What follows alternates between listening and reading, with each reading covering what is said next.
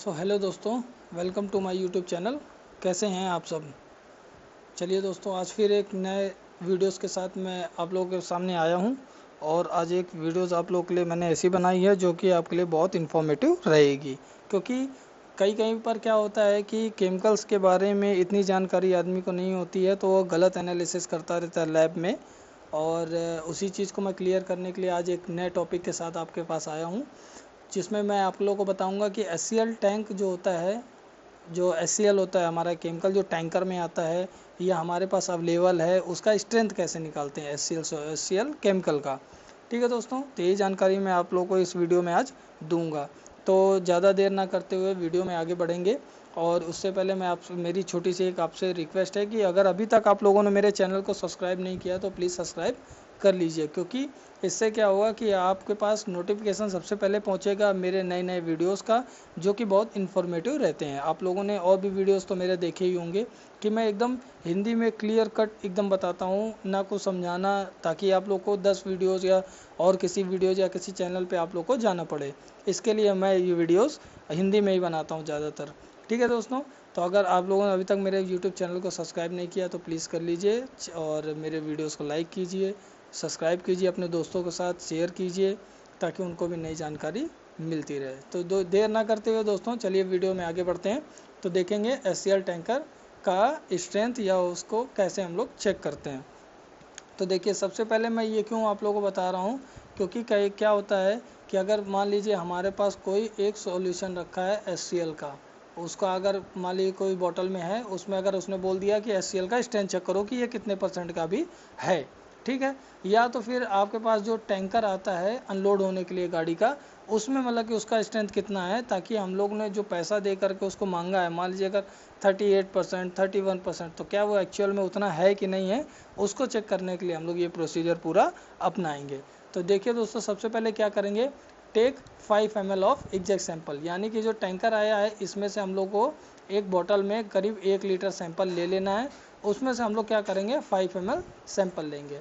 तो इसका प्रोसीजर कैसे होता है, तो सबसे पहले एक हमें कोनिकल फ्लास्क लेना है, उसमें हम लोग को 5 ml यहाँ पर हम लोगों ने एस का सॉल्यूशन डाल दिया। उसके बाद add 200 ml of DM water, इसी में हम लोग 200 ml DM वाटर ऐड कर देंगे।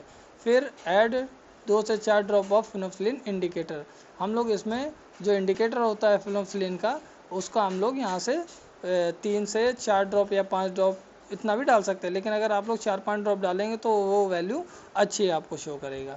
ठीक है, इसके बाद क्या करेंगे, इसको हम लोग अच्छे से मिक्स कर लेंगे इसी के अंदर, हल्का से हाथ से हिला करके। उसके बाद क्या करेंगे, then titrate it again 1 normality NaOH solution.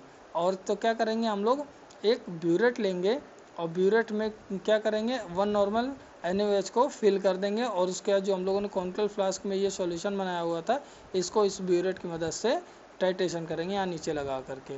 और फिर दोस्तों एक चीज़ ध्यान रखिएगा, जब हम लोग इस सॉल्यूशन में इंडिकेटर डालेंगे फिनोक्सिलिन, तो उसके बाद कोई कलर नहीं चेंज होगा, लेकिन जैसे आप लोग टाइट्रेशन करना स्टार्ट करेंगे और जब इंड पॉइंट आएगा तो उसका कलर पिंक शो हो जाएगा। इसका मतलब कि टाइट्रेशन आपका पूरा हो गया है।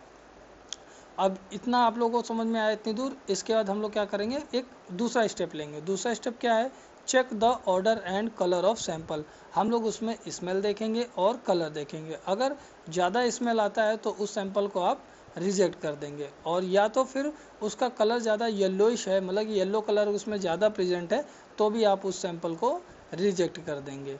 फिर क्या करना है, check the density using a suitable hydrometer. हम लोग को एक लगभग 200 ml ग्लास का मेजरिंग बीकर लेना है।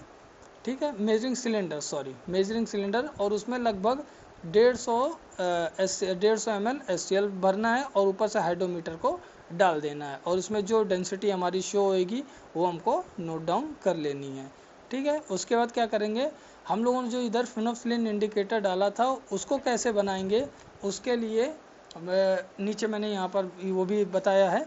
तो वो कैसे बनाएंगे फिनोक्सिलिन इंडिकेटर, सबसे पहले एक कांच का बीकर लेंगे लगभग आधा लीटर का, और उसमें हम लोग 0.125 ग्राम फिनोक्सिलिन इंडिकेटर जो रहता है उसका पाउडर उसमें डालेंगे, और 125 ml आइसोप्रोपिल अल्कोहल उसी में डाल देंगे, और इसको अच्छे से मिक्स कर देंगे। ठीक है दोस्तों, तो ये हमारा क्या बन के तैयार हो जाएगा, फिनोक्सिलिन इंडिकेटर सॉल्यूशन।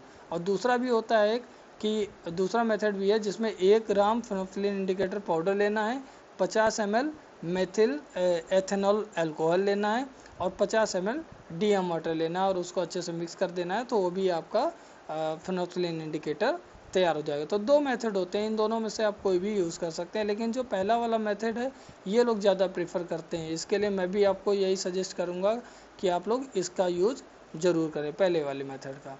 फिर दोस्तों हम लोगों ने जो 1 नॉर्मलिटी NaOH का सॉल्यूशन यूज़ किया था उसको हम लोग कैसे बनाएंगे, तो वो भी मैंने बताया इधर कि 1 नॉर्मलिटी NaOH सॉल्यूशन प्रिपरेशन, यानी कि 20 ग्राम NaOH का पैलेट्स लेना है।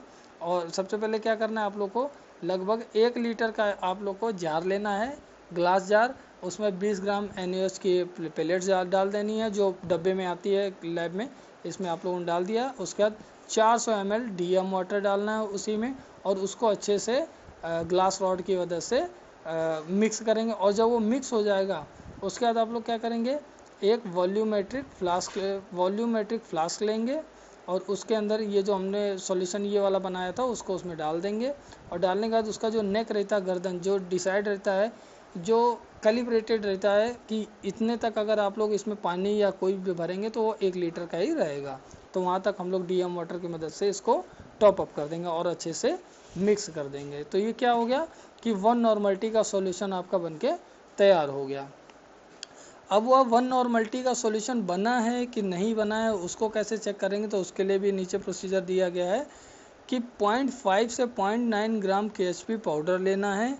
KHP पाउडर दोस्तों आप लोग के लैब में रहता ही होगा, तो उसको क्या करना है, एक छोटे से गिलास का जो कटोरी रहता है ना, हिंदी में जो मैं बोलूँ, तो उस कटोरी में थोड़ा सा पाउडर ले लेना, लगभग 10 ग्राम, और उसको फर्नेस में रखना है 100 डिग्री टेम्परेचर पर 2 घंटे के लिए। उसके बाद क्यों करते हैं ये प्रक्रिया, ताकि उसका KHP जो हमारा है उसका पूरा मॉइस्चर निकल जाए। उसके बाद उसको निकालना है बाहर और उसमें से 0.5 से 0.9 ग्राम KHP पाउडर लेना है और उसको एक जो बीकर रहता है ना, बीकर, उसमें डालना है और उसमें 50 ml DM वाटर डालना है और 4 से 6 ड्रॉप फिनोक्सिलिन इंडिकेटर डालना है। और इसको डालने के बाद चाहो तो आप लोग उसकी जगह पे एक कॉनिकल फ्लास्क लेंगे और उसमें ये डायरेक्ट हम लोग ये सब डाल देंगे। फिर उसके बाद क्या करना है, ट्राइट्रेट विथ 1 नॉर्मलिटी NaOH सॉल्यूशन, जो हम लोग NaOH का सॉल्यूशन हम लोगों ने बनाया था उसको एक ब्यूरेट में भरेंगे और ब्यूरेट के बाद भरने के बाद उसी से इसका टाइट्रेशन कर देंगे। सिंपल सा मेथड है, कलरलेस रहेगा, यानी कि जो हम लोगों ने केमिकल डाला और इंडिकेटर डाला तो वो कलरलेस रहेगा।